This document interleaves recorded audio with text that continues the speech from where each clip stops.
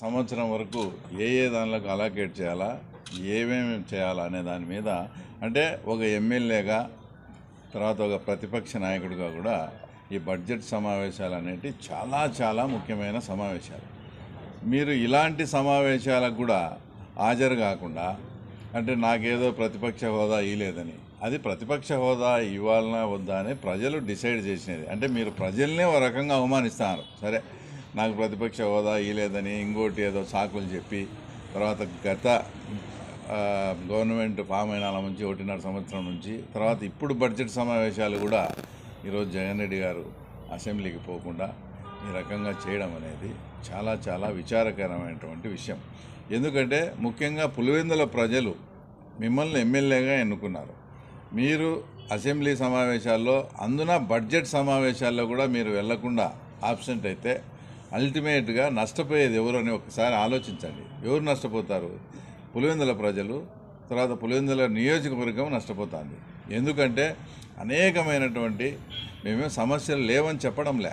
ఇప్పుడు ఎలమారపల్లిలో రోడ్లన్నీ తవ్వి చాలా ఇబ్బందికరంగా ఉంది. బాపనపల్లిలో అదే పరిస్థితి. నిన్న నాక్ బిల్డింగ్ కాడ వెనకాల అన్ని అండర్ డ్రైనేజ్ కోసం తవ్వినారు. బాకరాపురం కాడ అట్లే. ఇంకా చాలా అసంపూర్తిగా ఉండే సమస్యలు ఇవన్నీ కూడా మీ నిర్వాహకం వల్లనే.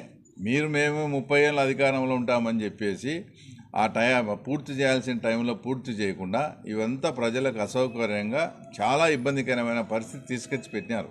మేము మా వంతు కృషి చేస్తున్నాం. మేము కూడా తొందరగా ఈ కంప్లీట్ చేయాలని కూడా చూస్తున్నాం. కానీ మాకన్నా నువ్వు ఒక మాజీ ముఖ్యమంత్రివి, నువ్వు ప్రజల చేత ఎన్నుకోబడిన పులివెందుల ఎమ్మెల్యే కాబట్టి మా పులివెందుల ప్రాంతంలో ఇవన్నీ సమస్యలు ఉన్నాయని మీరు అసెంబ్లీలో మాట్లాడితే వాటికి ఇంకా తొందరగా కూడా పరిష్కారం వస్తుంది. ఆ వైపు ఆలోచన చేయకుండా మీరు ఒక ప్రతిపక్ష పార్టీకి చెందిన ఒక పార్టీ అధ్యక్షుని. మీరు పులివెందుల సమస్యలతో పాటు రాష్ట్ర సమస్యలు కూడా మీరు మాట్లాడే తర్వాత మీకు రైటు అవన్నీ మంచి ఒక అద్భుతమైన వేదిక. అక్కడికి పోతే నాకు మైక్ ఇరని అదని నువ్వు అంత అపోహలు పెట్టుకొని తర్వాత మీరంతకు మీరే ఊహించుకొని చేయడం కాదు. మీరు ఒకసారి వెళ్ళి సమస్యల పట్ల మాట్లాడండి.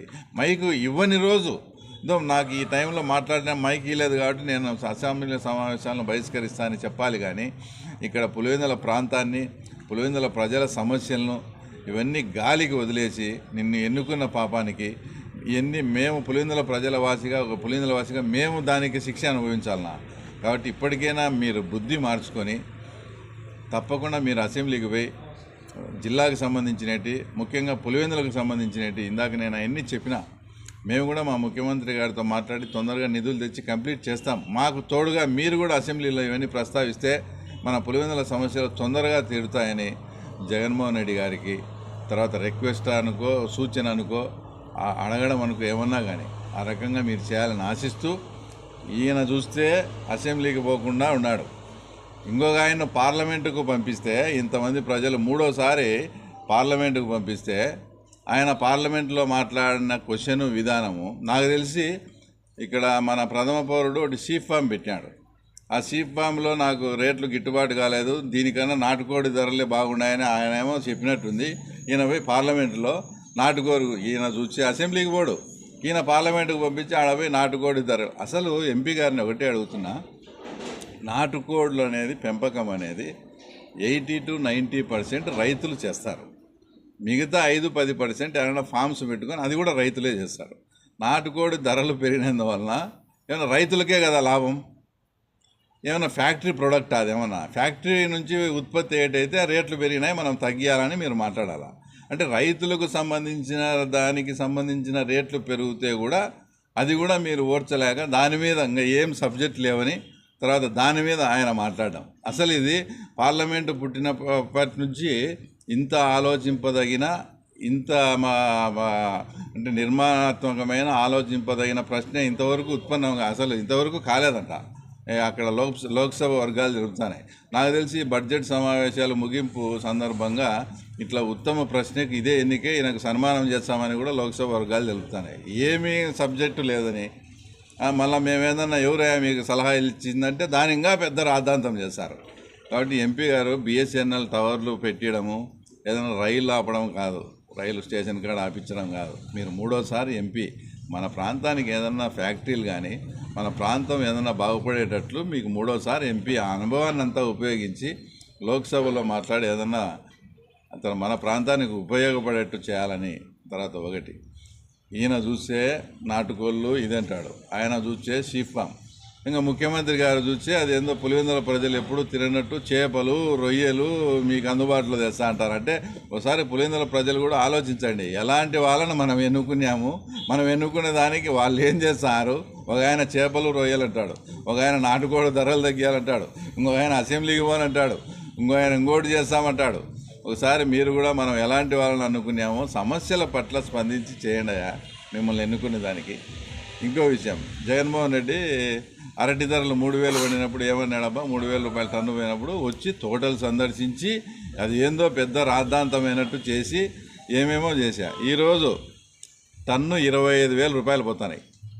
దీని వెనుక మా ముఖ్యమంత్రి కానీ కడప జిల్లా కలెక్టర్ కానీ ఆ తర్వాత మేమంతా చేసిన కృషి అసలు మీకు ఎవరికైనా తెలుసా? ఎక్కడెక్కడ మార్కెటింగ్ ఉంది, ఎట్లా ఉంది, దాన్ని మానిటరింగ్ చేసి హార్టికల్చర్ వాళ్ళతో మీటింగ్ పెట్టుకొని ముఖ్యమంత్రి కానీ కలెక్టర్ కానీ మేము కానీ అందరం కష్టపడి ఈరోజు 25,000 రూపాయలు టన్ను పోతున్నాయి. రైతులంతా సంతోషంగా ఉన్నారు. మరి రా, ఎట్లా నువ్వు అసెంబ్లీకి పోవడం లేదు కదా, ఎటు టైం అంతా ఖాళీగా ఉంది, ఇప్పుడు రా అరటి తోటలకు వచ్చి అరటి రైతులను విచారించు, ఎంత పోతుంది రేటు, ఏమయ్యా మీరు హ్యాపీగా ఉన్నారా? చంద్రబాబు గవర్నమెంట్లో రేట్లే రావని దుష్ప్రచారం. అంటే ఒక విపత్తు వచ్చినప్పుడు ఏదైనా జరిగినప్పుడు ఆ రేట్లు తగ్గితే దాన్ని కూడా రాజకీయం చేసి వాడుకుంటారా మీరు? మరి ఈరోజు రండి, అట్లే ఎర్రబల్లి చెరువుకు రండి, పక్కన వచ్చి నల్గొండపల్లెళ్ళు, నాయన మాకు నీళ్ళు ఎక్కువైనాయి, మాకు వచ్చే నీళ్ళు వద్దని వేడుకొని ఈ బుద్ధాడు మూపించుకున్నారు. ఏదైతే మనకు వాటర్ వస్తుందో హెచ్ఎన్ఎస్ఎస్ ద్వారా మాకు వాటర్ ఎక్కువైపోయిందని మమ్మల్ని అంతా ఇదే నల్గొండపల్లెళ్ళు ఏమన్నారు, ఎర్రబల్లె చెరువుకు నీళ్ళేనా, వీళ్ళు ఎలక్షన్ రోజు స్టంట్ చేసిపోతున్నారు, ఎర్రబల్లె చెరువుకైనా నీళ్లు తెప్పిస్తే మేము హరిజన వాళ్ళు ఇల్లు కట్టుకుంటామని మాట్లాడినారు. అలాంటి ఆ ఊరోళ్ళే ఈరోజు వచ్చి మాకు నీళ్ళు ఎక్కువైనాయి మా ప్రభు ఎటువంటి మమ్మల్ని కాపాడండి అని అడుగుతున్నారు. వచ్చి ఎర్రబల్లె చెరువు చూడు, ఇక్కడ అరటి తోటలు చూడు, ఎంత రేటు ఉందో చూడు. ఇట్లాంటి వాటిని కూడా అంటే మీరు రాజకీయంగా వాడుకోవద్దని అందరికీ చెప్తూ, ఏదేమైనా రైతులకు అంతా బాగుంది.